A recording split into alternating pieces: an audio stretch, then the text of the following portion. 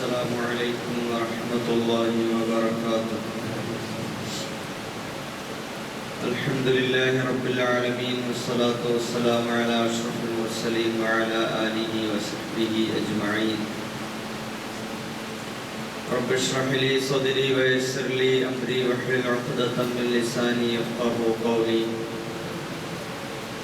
أعوذ بالله من الشيطان الرجيم. بسم الله الرحمن الرحيم. يا أيها الذين آمنوا كونوا قوامين لله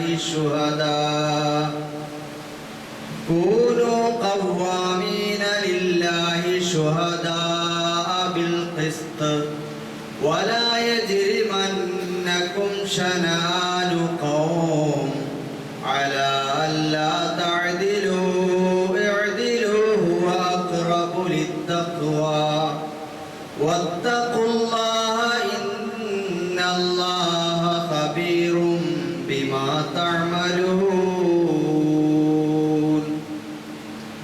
صدق الله العليم.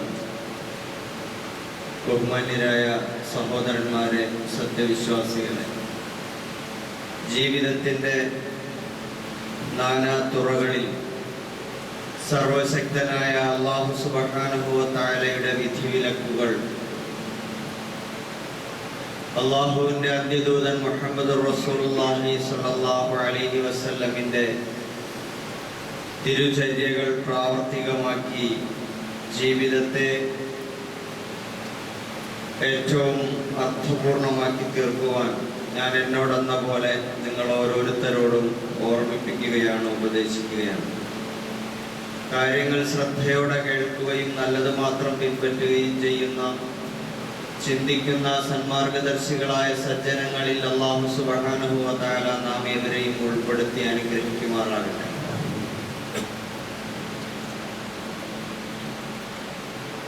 സഹോദരന്മാരെ,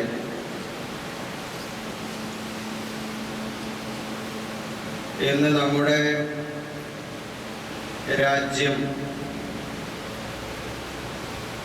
അതിൻ്റെ സുരക്ഷിതത്വത്തിന് വേണ്ടി കനത്ത ജാഗ്രത കൈക്കൊണ്ടിരിക്കുന്ന ഒരു സന്ദർഭമാണ്.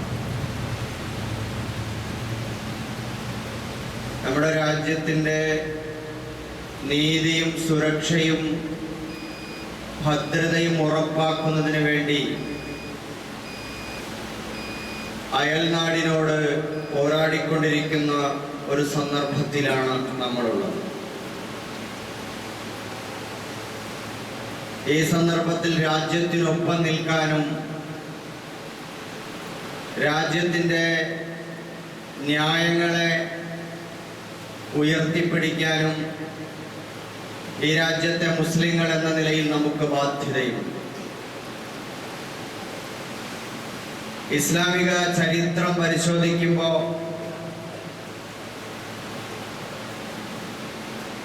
കരാറുകളും വ്യവസ്ഥകളും ഉടമ്പടികളും ഇതൊക്കെ പാലിക്കുകയും പരിഗണിക്കുകയും ജീവനേക്കാൾ അതിന് പ്രാധാന്യം കൽപ്പിക്കുകയും ചെയ്യുന്ന ഇന്നലകളുടെ ഒരു ചരിത്രത്തിലൂടെയാണ് ഇസ്ലാമിക സമൂഹം കടന്നു വന്നിട്ടുള്ളത്.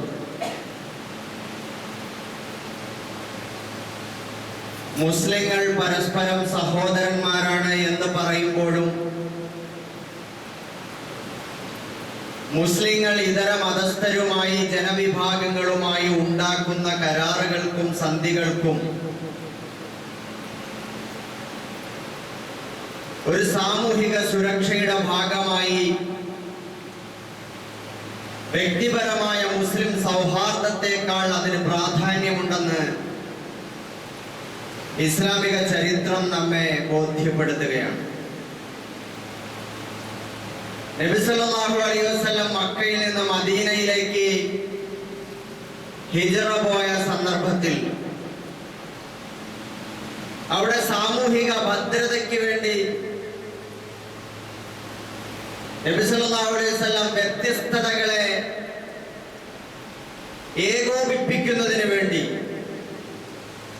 ഐക്യത്തിലേക്കും ഭദ്രതയിലേക്കും പരസ്പര സഹവർത്തിത്വത്തിലേക്കും കൊണ്ടുവരുന്നതിന് വേണ്ടി വ്യത്യസ്തമായ ഇടപെടലുകൾ നടത്തിയതായി നമുക്ക് കാണാൻ കഴിയും. മുമ്പ് സൂചിപ്പിക്കാറുള്ളത് പോലെ ഒന്നാമത്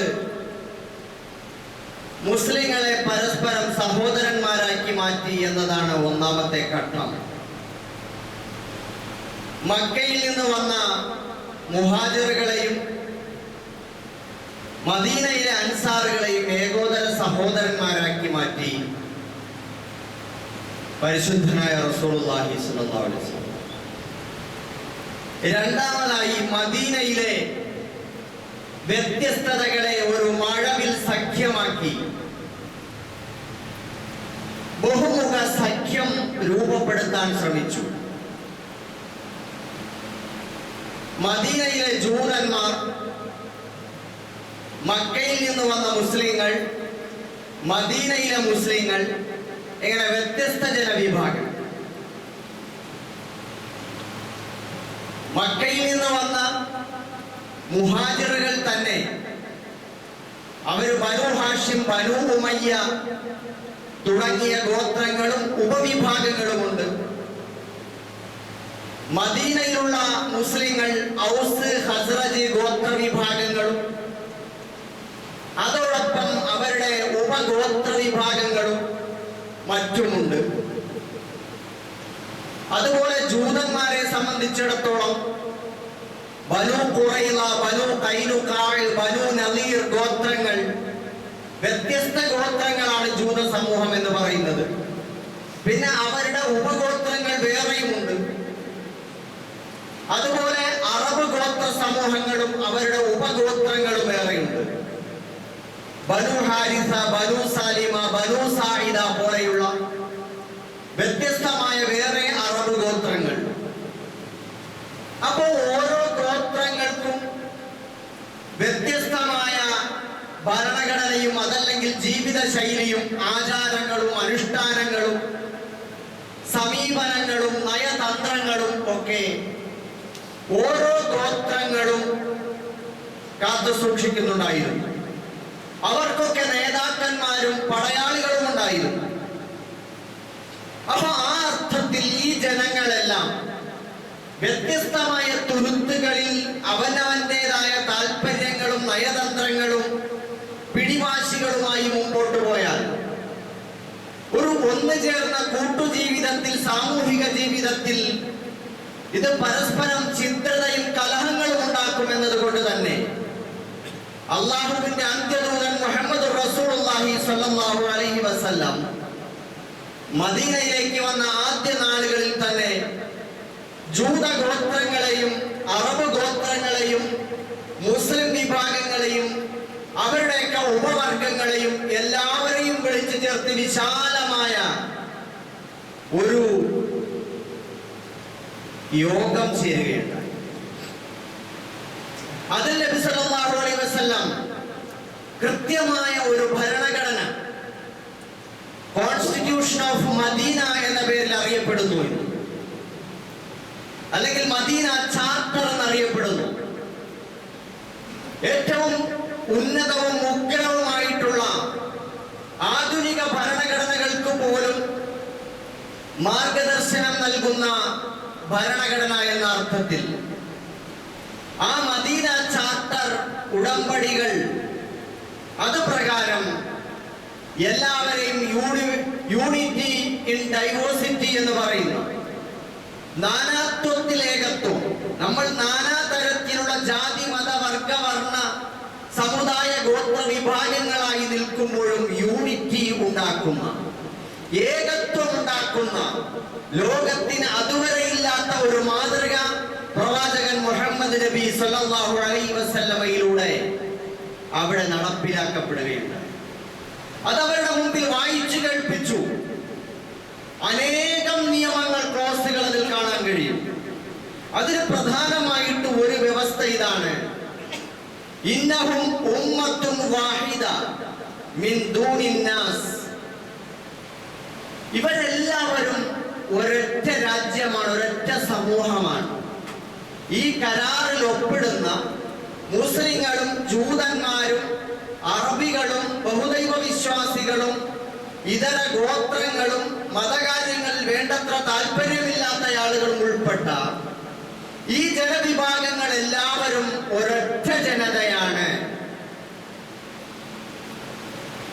അവർ ഒറ്റക്കെട്ടായിരിക്കും, ഒരു രാജ്യമാണ്. പരസ്പരം അങ്ങോട്ടും ഇങ്ങോട്ടും സഹവർത്തിത്വവും സ്നേഹവും സൗഹാർദ്ദവും നീതിയും നന്മയും എല്ലാം കാത്തു സൂക്ഷിക്കേണ്ടതുണ്ട്.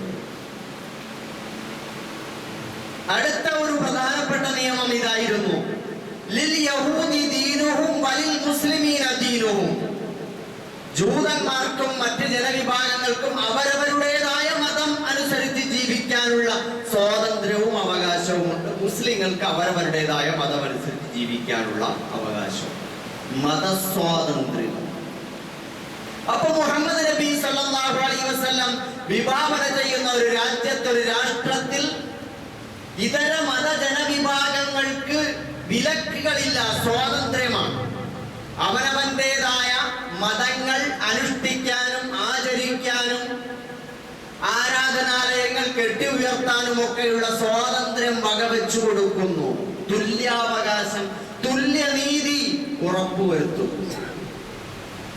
അതുപോലെ തന്നെ മുസ്ലിങ്ങളും ജൂതന്മാരും അറബികളും ബഹുദൈവ വിശ്വാസികളും മതമില്ലാത്തവരും ഒക്കെയായിട്ടുള്ള ഈ ഒരു ബഹുമത സഖ്യ, രാഷ്ട്രീയ സഖ്യത്തിൽ മദീനയിലെ ഈ പുതിയ രാഷ്ട്രത്തിനെതിരെ മറ്റുള്ള ഏതെങ്കിലും ജനവിഭാഗങ്ങൾ, ഗോത്രവിഭാഗങ്ങൾ, മറ്റുള്ള നാട്ടുരാജ്യങ്ങൾ ആക്രമണം നടത്തിയാൽ അവർ ഒറ്റക്കെട്ടായിരിക്കണം.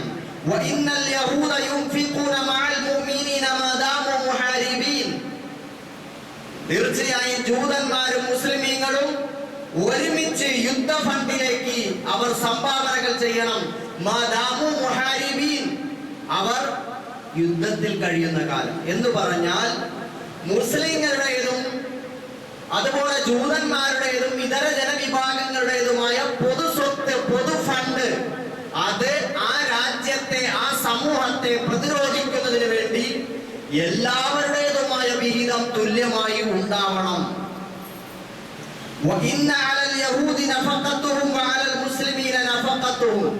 ജൂതന്മാർക്കും മുസ്ലിങ്ങൾക്കും അവരവരുടേതായ സംഭാവനകൾ ഉണ്ടാകണം.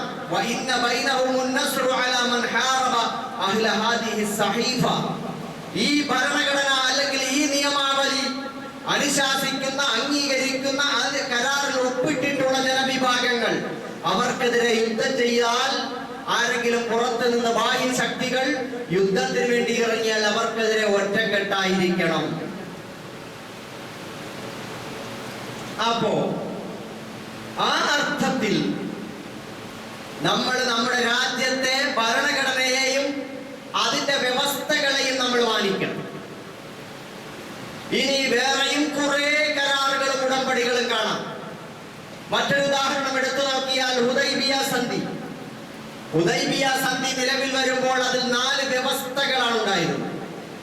മദീനയിൽ നിന്ന് ഹിജ്റ 6-ാം വർഷം നബി സല്ലല്ലാഹു അലൈഹി വസല്ലമയും സഹാബാക്കളും കൂടി മക്കയിലേക്ക് പോയി കഅബാലയം തീർത്ഥാടനം ചെയ്യാൻ, തവാഫ് ചെയ്യാൻ, ഉംറ നിർവഹിക്കാൻ പോകുമ്പോൾ ശത്രുക്കൾ അവരെ തടഞ്ഞു, ഖുറൈശികൾ അവരെ തടഞ്ഞു.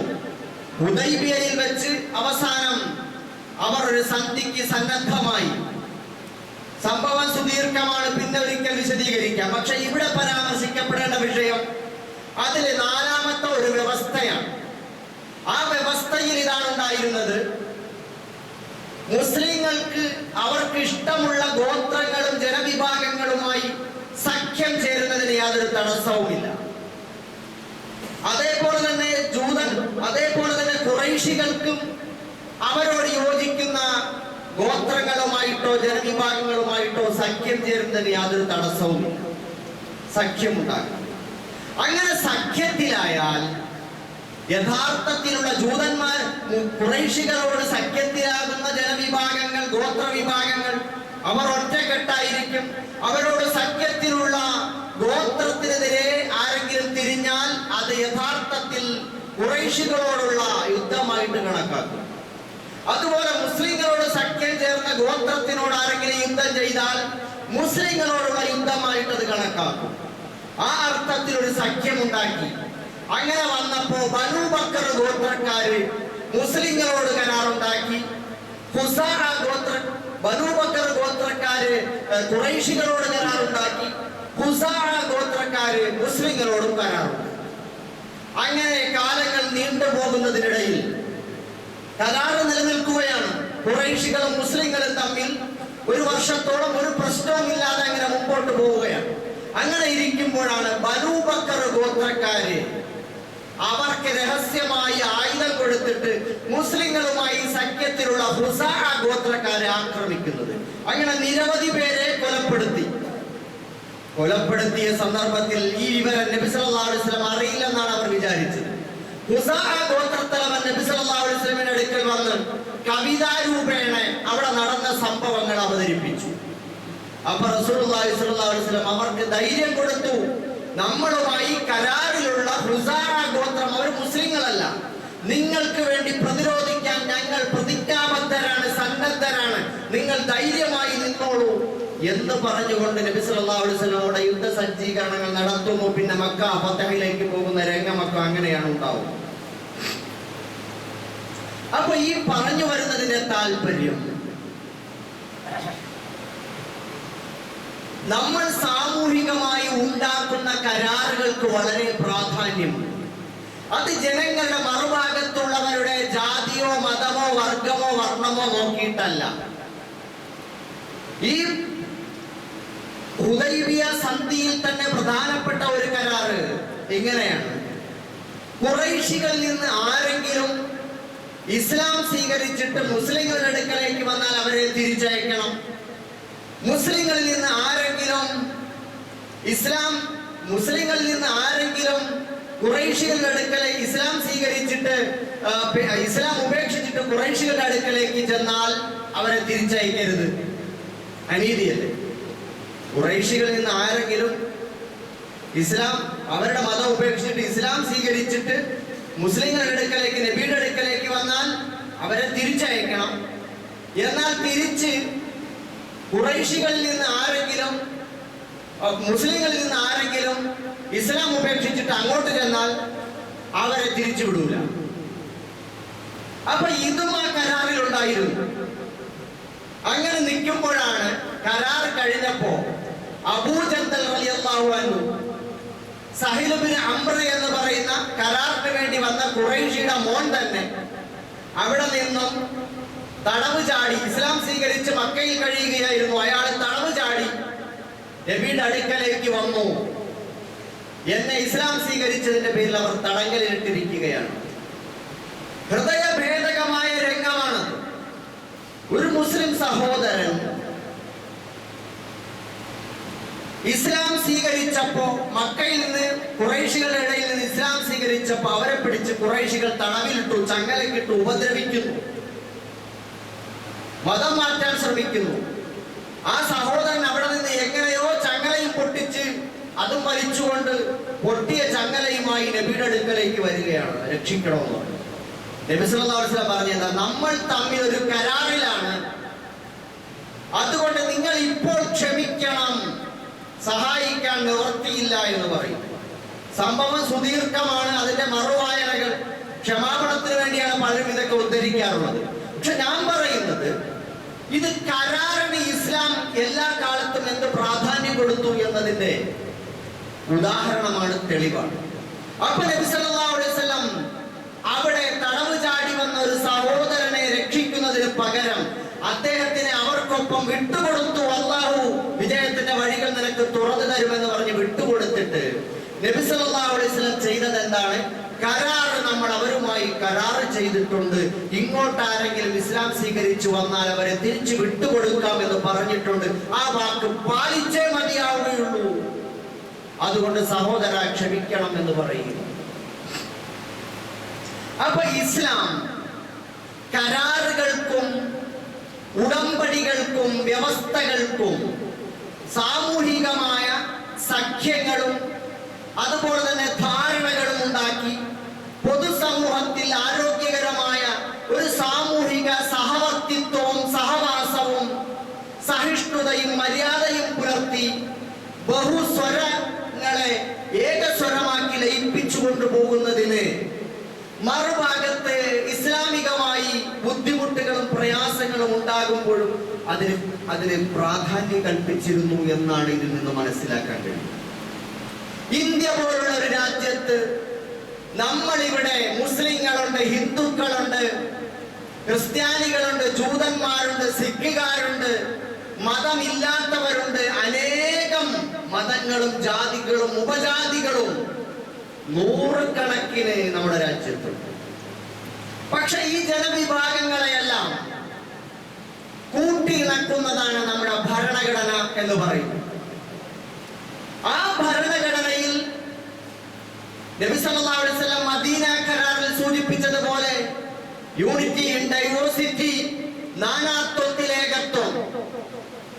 നിങ്ങൾ ജൂതന്മാരും ക്രിസ്ത്യാനികളും അതുപോലെ ഔസുകാരും ഹസറജുകാരും വ്യത്യസ്ത ഗോത്രങ്ങളും അറബ് വിഭാഗങ്ങളും ബഹുദൈവാരാധകരും ഒക്കെ ആയിരിക്കുന്നതിനോടൊപ്പം നിങ്ങൾ നിങ്ങളായി നിലനിൽക്കുന്നതോടൊപ്പം നമ്മളൊന്ന് എന്ന ഒരു സങ്കല്പം, ഇത് നമ്മുടെ ഭരണഘടനയും അത് ഉയർത്തിപ്പിടിക്കുന്നുണ്ട്. ആ അർത്ഥത്തിൽ നമ്മളെല്ലാവരും ഇന്ത്യ രാജ്യത്തെ ഭരണഘടനയുമായി സഖ്യത്തിലാണ്, ഇന്ത്യ രാജ്യത്തെ മുസ്ലിങ്ങൾ. അപ്പോ അങ്ങനെ നോക്കുമ്പോ നമ്മുടെ രാജ്യത്തെ നമ്മൾ ഒറ്റക്കെട്ടാണ്, നമ്മുടെ രാജ്യത്തിൽ നമ്മൾ ഒന്നാണ് എന്ന് പറയുന്നതിൽ ഇസ്ലാമികമായി നമ്മൾ ഉടമ്പടിയിൽ ഏർപ്പെട്ടവരാണ് എന്ന നിലയിൽ ആ സഖ്യത്തിന് വളരെ പ്രാധാന്യമുണ്ട്. നമ്മുടെ ഭരണഘടന മനുഷ്യന് പൗരന്മാർക്ക് ഉറപ്പ് നൽകുന്ന തുല്യനീതിയും തുല്യാവകാശവുമാണ്. ആർക്കും കൂടുതൽ നീതിയില്ല, കൂടുതൽ ന്യായമില്ല, അതേപോലെ കൂടുതൽ വലിയ പൗരന്മാരില്ല, എല്ലാവരും തുല്യരാണ്. ജനസംഖ്യാനുപാതികമായി എല്ലാവർക്കും അവരവരുടേതായ നീതിയും അവകാശങ്ങളും എല്ലാം തന്നെ സംരക്ഷിക്കപ്പെടുന്നുണ്ട്, സംരക്ഷിക്കപ്പെടണം എന്നതാണ് നമ്മുടെ ഭരണഘടനയുടെ വ്യവസ്ഥ. അതിൽ നമ്മൾ അലിഖിതമായി ഒപ്പുവെച്ചവരാണ് ഈ രാജ്യത്തെ പൗരന്മാർ. ഇന്ത്യ എന്റെ രാജ്യമാണെന്ന് അംഗീകരിക്കുകയും ഇവിടുത്തെ പൗരത്വം നേടുകയും ചെയ്യുന്നതിലൂടെ നമ്മൾ ഈ രാജ്യത്തെ പൗരന്മാരായി ഇവിടുത്തെ വ്യവസ്ഥകളും കരാറുകളും ഉടമ്പടികളും ഭരണഘടനയും അംഗീകരിക്കൽ നിർബന്ധമായി മതപരമായി തന്നെ നമുക്ക് ബാധ്യതയുണ്ട്. ആ അർത്ഥത്തിൽ ഈ രാജ്യത്തിന്റെ ആഭ്യന്തര സുരക്ഷിതത്വം, അതേപോലെ തന്നെ ഈ രാജ്യത്തിന്റെ അതിർത്തി സംരക്ഷണം, ഈ രാജ്യത്തിന്റെ അഭിമാനം, ജീവൻ, സ്വത്ത് ഇതെല്ലാം സംരക്ഷിക്കേണ്ട ബാധ്യത എല്ലാവർക്കുമുണ്ട്. മദീന കരാറിൽ കാണുന്നത് പോലെ നമുക്കെതിരെ യുദ്ധത്തിന് വരുന്ന ആളുകളെ പ്രതിരോധിക്കേണ്ട ബാധ്യത അത് നമുക്ക് കൂടി ഉള്ളതാണ്. ആ അർത്ഥത്തിൽ നമ്മുടെ രാജ്യത്തേക്ക് കഴിഞ്ഞ ഏതാനും ആഴ്ചകൾക്ക് മുമ്പ് പാകിസ്ഥാന്റെ ഭാഗത്ത് നിന്നുണ്ടായ പഹൽഗാം ആക്രമണം മാധ്യമങ്ങളും ഭരണകൂടവും ഒക്കെ വിശദീകരിക്കുന്നത് പോലെയാണ് കാര്യങ്ങളെങ്കിൽ അത് ഇങ്ങോട്ട് കടന്നു വന്ന് അവർ നടത്തിയ ആക്രമണമാണ് എന്ന് തെളിയിക്കപ്പെടുന്ന പക്ഷം തീർച്ചയായും അത് അക്രമമാണ്. അതിനെ ഒരു രാജ്യം, ഒരു രാഷ്ട്രം എന്ന നിലയിൽ പ്രതിരോധിക്കേണ്ട ബാധ്യത നമുക്കുണ്ട്. അക്രമം ചെയ്തവരെയാണ് തിരിച്ചു പ്രതിരോധിച്ചത്, ആക്രമിച്ചത് എന്നതും വസ്തുതാപരമായി ശരിയാണെങ്കിൽ തീർച്ചയായും അത് പവിത്രമായ പ്രതിരോധമാണ്, അതിൽ തർക്കമില്ല.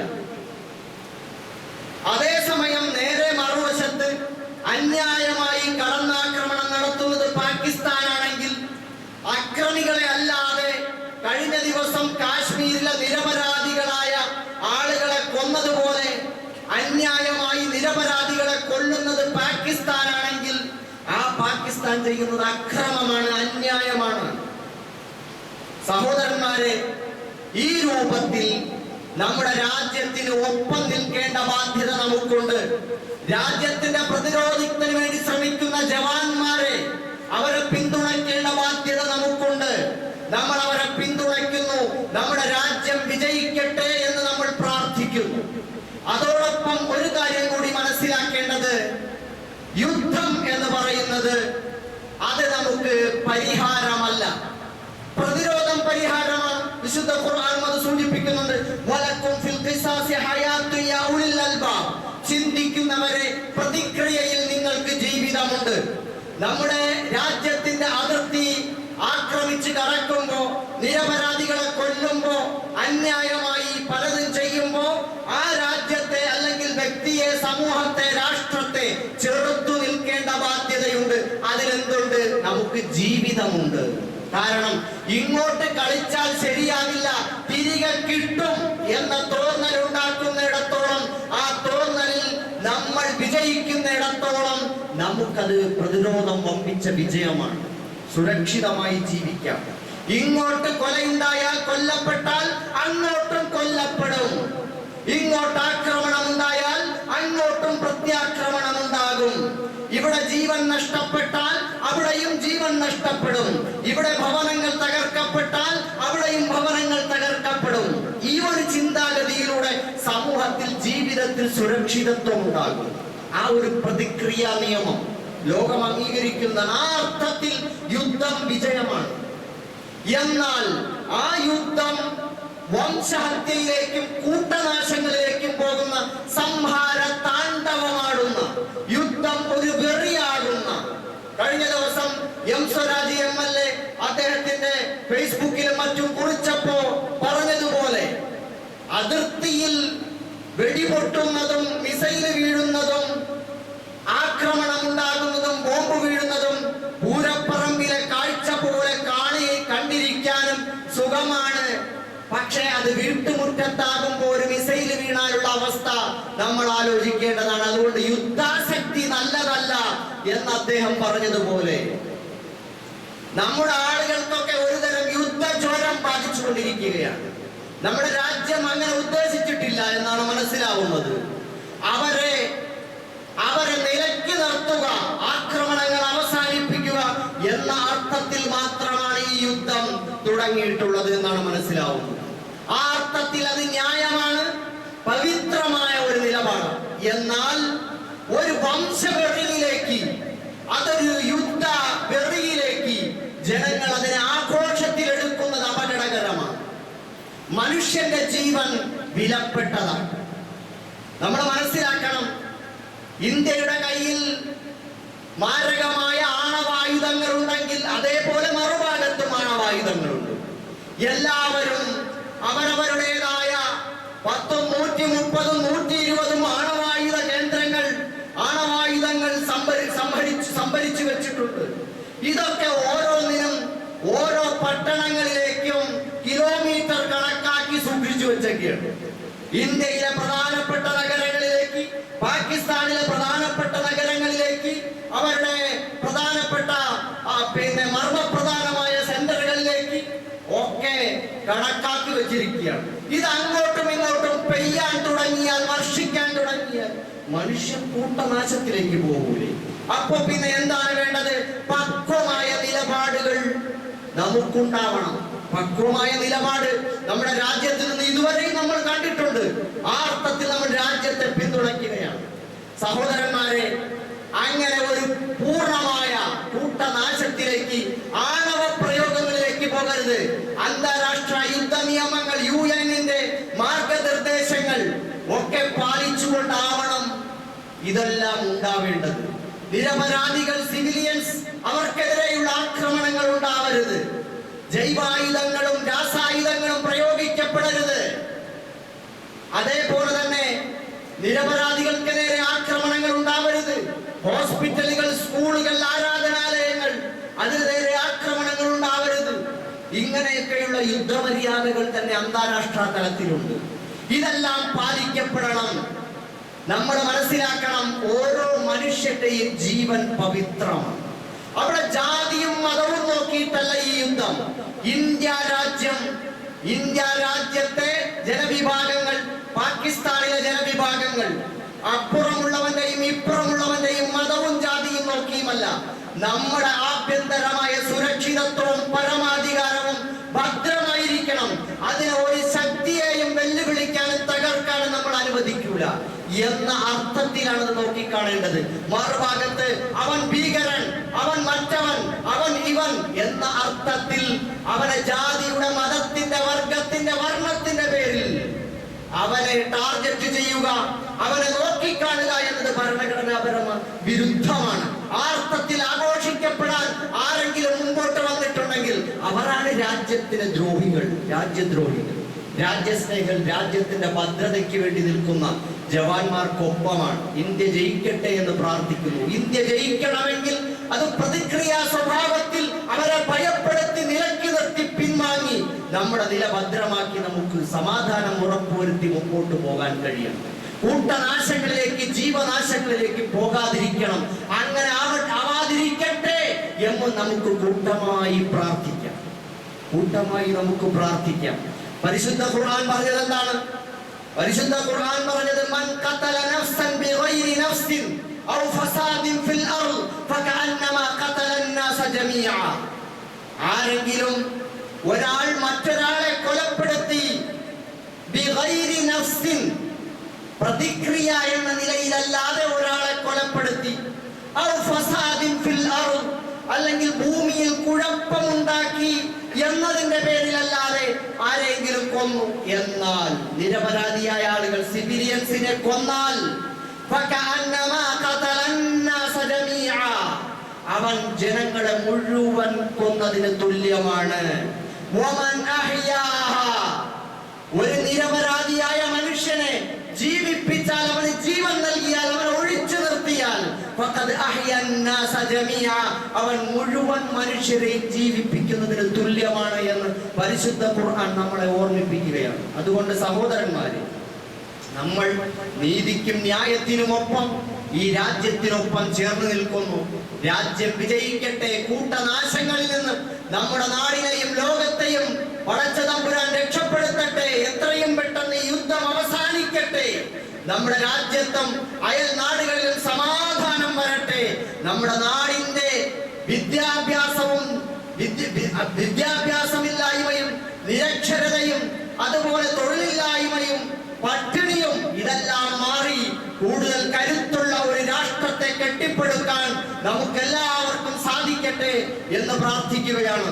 പടച്ച തമ്പുരാൻ എത്രയും പെട്ടെന്ന് നമ്മുടെ ഈ യുദ്ധം അവസാനിപ്പിച്ച് സമൂഹത്തെ മുഴുവൻ രക്ഷപ്പെടുത്തട്ടെ എന്ന് പ്രാർത്ഥിക്കുന്നു. റബ്ബനാ തഖബ്ബൽ മിന്നാ ഇന്നക അന്ത സമീഉൽ അലീം വതുബ് അലൈനാ ഇന്നക അന്ത തവ്വാബുർ റഹീം. മറ്റൊരു പ്രധാനപ്പെട്ട അറിയിപ്പ്, നമ്മുടെ മഹല്ലിലുള്ള ഈ വെക്കേഷൻ കാലത്ത് മഹല്ലിലുള്ള കുട്ടികൾക്ക് വേണ്ടി, പ്രത്യേകിച്ച് പെൺകുട്ടികൾക്ക് വേണ്ടി ആൽവേസ് ഹാപ്പി എഡ്യൂക്കേഷൻ പ്രോഗ്രാം എന്ന പേരിൽ ഒരു പുതിയ പാഠ്യ പദ്ധതി നമ്മൾ ആവിഷ്കരിക്കുകയാണ്. ഈ മഹല്ലിന്റെ പേര് എല്ലാ വെള്ളിയാഴ്ചയും അസറിന് ശേഷം മഗ്‌രിബിന് തൊട്ട് മുമ്പായി 2 മണിക്കൂർ സമയം പെൺകുട്ടികൾക്ക് വേണ്ടിയാണ്. 9ാം ക്ലാസ് കഴിഞ്ഞ് ഡിഗ്രി തലം വരെയുള്ള കുട്ടികൾക്ക് വേണ്ടിയാണ്. അവർക്ക് ഈമാൻ, ഇസ്ലാമുമായി ബന്ധപ്പെട്ട കാര്യങ്ങൾ, ജീവിതവുമായി ബന്ധപ്പെട്ട കാര്യങ്ങൾ, കുടുംബ ജീവിതവുമായി ബന്ധപ്പെട്ട കാര്യങ്ങൾ, അവരുടെ സംസ്കാരവും വ്യക്തിത്വവുമായി ബന്ധപ്പെട്ട കാര്യങ്ങൾ വളരെ വിശദമായ നിലയിൽ അവർക്ക് ചില പഠന ക്ലാസുകൾ, പഠന പരിശീലനങ്ങൾ നൽകണം എന്നാണ് മഹല്ല് ആഗ്രഹിക്കുന്നത്. ഈ കാലത്ത് ആൺമക്കളും പെൺമക്കളും ഒക്കെ, ആൺമക്കൾക്ക് പിന്നീട് ഇൻഷാ അല്ലാഹ് താമസിക്കാതെ നമ്മൾ തുടങ്ങും. ഈ കാലത്ത് പ്രത്യേകിച്ച് ആൺമക്കളും പെൺമക്കളും വഴിതെറ്റിക്കൊണ്ടിരിക്കുന്ന ഒരു കാലം.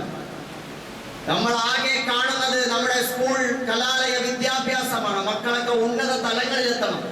ഡോക്ടർമാരും എഞ്ചിനീയർമാരും IAS-കാരും IPS-കാരും ഒക്കെ ആയി അവരെ ഉന്നത തലങ്ങളിൽ, തസ്തികകളിലൊക്കെ എത്തിച്ച് അതൊക്കെ കണ്ട് ആനന്ദിച്ച് അഭിമാനിച്ച് അങ്ങനെ രോമകൂപങ്ങളൊക്കെ എഴുന്നേറ്റ് നിങ്ങളെ ജീവിക്കണം. ഇങ്ങനെ പോകുന്നതിൻ്റെ ഇടയിൽ രോഗിയായി കിടന്നുപോയാൽ തിരിഞ്ഞു നോക്കാത്ത മക്കൾ, അതുപോലെ മരിച്ചുപോയാൽ മയ്യത്ത് നിസ്കരിക്കാൻ അറിയാത്ത മക്കൾ, കുളിപ്പിക്കാൻ അറിയാത്ത മക്കൾ, ഖബറിൽ പോയിട്ട് പടച്ചോടെ ഇവർക്ക് പുറത്തു കൊടുക്കണേ എന്ന് പറയാൻ മനസ്സില്ലാത്ത മക്കൾ, പടച്ചവനിൽ വിശ്വാസമില്ലാത്ത മക്കൾ, ആഖിറത്തിൽ വിശ്വാസമില്ലാത്ത മക്കൾ, ഖബറിലും പരലോക വിചാരണയിലും വിശ്വാസമില്ലാത്ത മക്കൾ, ഇസ്ലാമിന്റെ മാന്യമായ വസ്ത്രവിധാനങ്ങളിൽ വിശ്വാസമില്ലാത്തവർ, സംസ്കാരത്തിൽ വിശ്വാസമില്ലാത്തവർ, അവർക്ക് ആചാരപരമായി ചില വേഷങ്ങളൊക്കെ ധരിച്ച് റമദാൻ വരുമ്പോൾ നോമ്പ് പിടിക്കുന്നു, വല്ലപ്പോഴും ഒന്ന് പള്ളിയിൽ പോകാൻ നിർബന്ധിക്കുമ്പോൾ പോകുന്നു എന്നതല്ലാതെ, ഈ കാനേഷുമാരി കണക്കിൽ മുസ്ലിമാണ് എന്നതല്ലാതെ, ആധാറിൽ മുസ്ലിമാണ് എന്നല്ലാതെ വേറെ ഒന്നും ഇസ്ലാമുമായിട്ട് ബന്ധമില്ലാതെ പോയിക്കൊണ്ടേയിരിക്കുകയാണ്. ഏറ്റവും പവിത്രമായ ദീനുൽ ഇസ്ലാം മദ്രസയിൽ പഠിച്ചിട്ട് പോകുന്ന കുട്ടികളൊക്കെ തന്നെ കലാലയങ്ങളിൽ എത്തുമ്പോൾ അവർക്ക് നിരീശ്വരവാദികളാകുന്നു, ഒരു ലിബറലിസ്റ്റുകളായി മാറുന്നു, ഫെമിനിസ്റ്റുകളായി മാറുന്നു.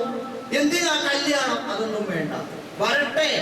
കല്യാണം കഴിഞ്ഞ ചെറുക്കനെടുത്ത് പറയാണ് പെണ്ണ്, വരട്ടെ, നമുക്കൊന്ന് നോക്കാം, മുമ്പോട്ട് പോവോ ഇല്ലേ. എനിക്ക് ചില അവകാശങ്ങളൊക്കെ ഉണ്ട്, ഞാൻ ഒരു വ്യക്തിയാണ്, വ്യക്തിപരമായ അവകാശങ്ങൾ എനിക്കും ഉണ്ട്. അടിമയല്ല വിവാഹം, അടിമത്തമല്ല. അതുകൊണ്ട് അങ്ങനെയൊക്കെ പറഞ്ഞു ഫെമിനിസ്റ്റ് ലിബറലിസ്റ്റ് ചിന്തകളിലൂടെ കടന്നു പോകുന്നു, എത്തിസ്റ്റുകളായി മാറുന്നു, നിരീശ്വരവാദികളായി മാറുന്നു, സ്വതന്ത്ര ലൈംഗികതയിൽ വിശ്വസിക്കുന്നു. ഇങ്ങനെയൊക്കെ പോയ മക്കളെ കിട്ടൂല കേട്ടോ. മദ്രസയിലൊക്കെ പഠിച്ചിട്ട് പോകുന്നവർ തന്നെയാണ് ഇതൊക്കെ ആവുന്നത്. പക്ഷേ ഈ കോഴ്സിലൂടെ നമ്മൾ ഉദ്ദേശിക്കുന്നത് ഇത്തരം വിഷയങ്ങൾക്ക് പരിഹാരം ഉണ്ടാവുകയാണ്. അപ്പൊ ഇതൊക്കെ നമ്മൾ വിചാരിക്കും, ഓ മതം ദീന അതൊക്കെ ആവശ്യത്തിന് വേണം. നിസ്കരിച്ചില്ലേ എന്റെ പൊന്നു സഹോദരന്മാരെ, ഒരാള് വിവാഹാലോചന നടത്തുമ്പോ നമസ്കാരം ഉണ്ടോ എന്ന് ചോദിച്ചാൽ 5 വക്ത് നിസ്കരിക്കുമോ, ജമാഅത്തിന് പള്ളിയിൽ പോകുമെന്ന് ചോദിച്ചാൽ അതിനെല്ലാം കിട്ടില്ല. കാരണം നിസ്കാരം ഇല്ലെങ്കിൽ പിന്നെ എല്ലാം വന്നു കയറും. ഇന്നത്തെ കാലത്ത് വളരെ മോശമായ സാഹചര്യങ്ങളിലൂടെയാണ് മക്കൾ ജീവിക്കുന്നത്. ഇതിനുള്ള ഒരു വഴി തുറന്നിട്ടേറിയാണ് രക്ഷപ്പെടാനുള്ളത്. ആർക്കെങ്കിലും താല്പര്യം ഉണ്ടെങ്കിൽ ഇതിനോടൊക്കെ ഒന്ന് അടുപ്പിച്ച് നിർത്തി, നിങ്ങൾക്ക് കൊള്ളാം. നാളെകളിൽ കരയാതിരിക്കാൻ, കുടുംബങ്ങൾ തകരാതിരിക്കാൻ, ആഖിറത്തിൽ രക്ഷപ്പെടാൻ, നമസ്കരിക്കാൻ, നല്ലവരാവാൻ വേറെ ഒന്നും ചെയ്യാൻ പറ്റൂല. ഈ കാലം ദൂഷിക്കുകയാണ്, കപ്പൽ മുങ്ങുകയാണ്. മക്കളെ രക്ഷപ്പെടുത്താനുള്ള വഴികൾ നോക്കിക്കൊള്ളി. അതുകൊണ്ട് എല്ലാവരും ഉണർന്ന് ചിന്തിക്കണം. ഫീസൊക്കെ ഉണ്ടാവും, ഫീസ് കൊടുത്ത് പഠിച്ചാൽ മതി. ഫീസ് ഉണ്ടാവും, ആഴ്ചയിൽ ഒരു ദിവസം, ഒരു വർഷം അങ്ങനെ നീണ്ടു പോകട്ടെ. കുട്ടികളുമായിട്ട് കൂടിയാലോചിച്ച് അവരുടെ വാസനയ്ക്കും അവരുടെ ടേസ്റ്റിനും ഒക്കെ അനുസരിച്ച് ഇസ്ലാമിനെ വളരെ ഹൃദ്യമായി മനോഹരമായി പകർന്നു കൊടുക്കാനുള്ള ശ്രമമാണ്.